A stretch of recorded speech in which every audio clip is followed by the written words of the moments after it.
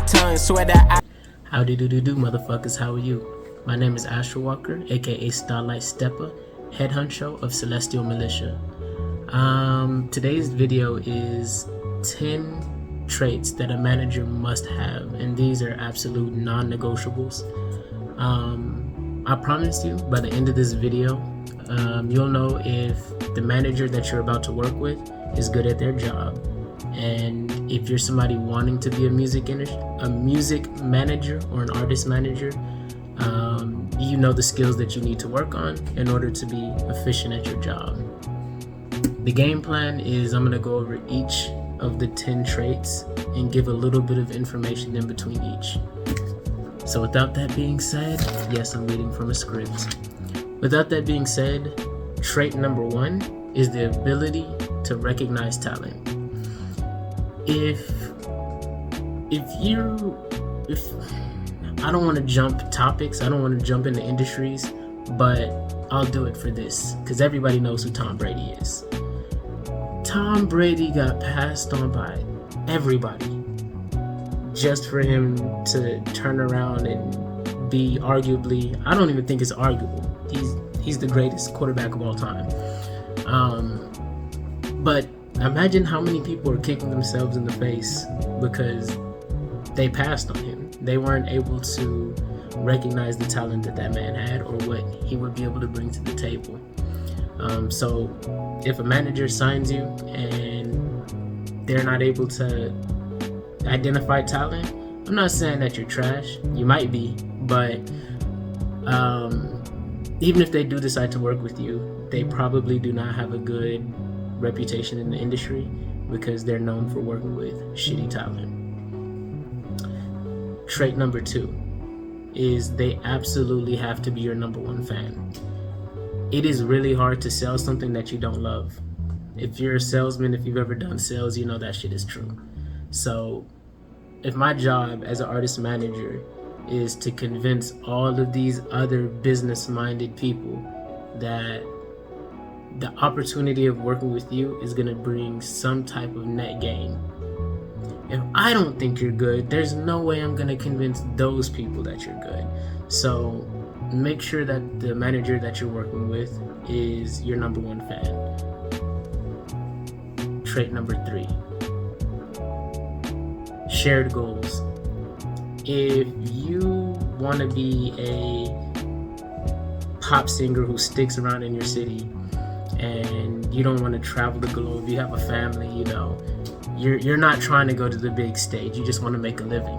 But your manager has these ambitions of you selling out stadiums and performing in Alaska or some shit. It's not going to work out. There's going to be friction. So make sure you guys have the same end goal in mind. You guys are working in the same direction. There's no friction going on in that relationship. Trait number 5, make sure they're organized. This is super important, simply because they're going to be handling all of the business aspects that goes into being an artist. All of the contracts, everything it's a lot going on in that industry. So being organized will make sure that being organized will make sure that you're not missing dates, you're not missing shows. Make sure that all your taxes are filed correctly because they're not siphoning money away from you. And make sure you're not losing money. So being organized minimizes mistakes by a shit ton. And there's a lot of mistakes that can be made in this industry. Thing number 6, an artist manager must be creative. Now, I'm not talking about hopping on the beat and laying down tracks or whatever. I'm speaking about creating a strategy tailored to specific artists. That takes a form of creativity. Being able to sit down and say, oh, okay, this is an original artist. I'm going to need to come up with something original to match them. An original way of rolling out their album. An original way of presenting this artist so that they can get to their definition of success. That's a creative act in itself. Make sure that they're, or trait number 7, make sure that they're a skilled communicator. Literally, their job is to communicate with everybody. They're going to be talking to venues, they're going to be talking to booking agents, they're going to be talking to probably film directors, they're going to be talking to all the corporations and brands that you might be working with soon. So if they can't communicate, most importantly, they're going to be communicating with you. So if they're not good at communication, kind of shit out of luck for this job. They could be good at everything else but shit at communication, and it wouldn't work. It wouldn't work out. A skilled negotiator. In my mind, I feel like this is just saying not a pussy, but also not dumb. You want to make sure that this person is getting everything that they possibly can on your behalf or on the behalf of the artist, because if they're not only is the artist going to struggle, but they're also going to struggle as well. As I've said a couple times in this video, this is a really shiesty industry, and if a venue feels like they can pay you less or short you on your money, they definitely will take that opportunity to do that. So having a manager that's very, very good at negotiating, it's like, nah, my artist deserves this, they're gonna get this. My artist brings crowds like this, you're gonna pay us out this much, or whatever, how that negotiation goes. They have the trait number 9. They have the ability to make informed decisions. A couple of things go into this. One of them being patience. They have the patience to say, okay, I don't know too much about this, I'm gonna go ask. And that kind of plays into them being humble enough to know that they don't know everything. But the ability to make informed decisions. You don't want to go into this industry shooting blind. You don't want to go into this industry signing everything. You don't want to go into this industry working with everybody.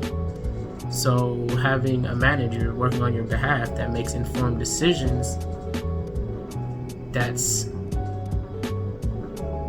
like I said, everything on this list is a non-negotiable, but that's super important, because if they make a decision just off of a whim and you get on stage and you bomb, like for example, let's say you're a country artist and your manager makes an uninformed decision to put you on tour with hip-hop artists, or put you on tour to tour around arenas that are mostly hip-hop focused. That was a really uninformed decision, and is gonna screw you over. In his mind, all he heard was, a big tour, so let me put him there. Obviously that was a bad that was a bad example, because booking agents, they would never allow that shit to happen. But yeah, that was just a little example. And thing number 10, trait number 10 that a artist manager must have is they're adaptive. This industry is constantly changing, adapting, and evolving. And if you're not evolving with it, then you're literally just in the dark. Like, for example, who knew that having decent content would eventually overtake ads? Like, who knew that? I just put y'all on the game. Now you fucking know.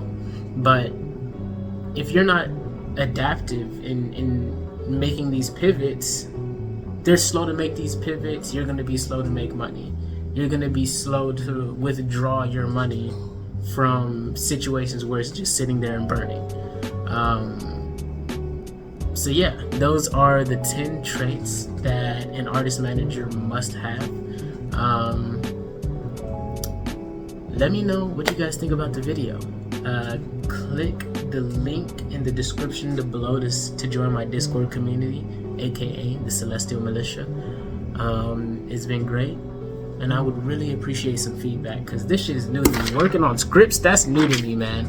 I want to make sure I give y'all the game proper and right. I'll catch y'all. This pussy world tried to turn me to a sheep.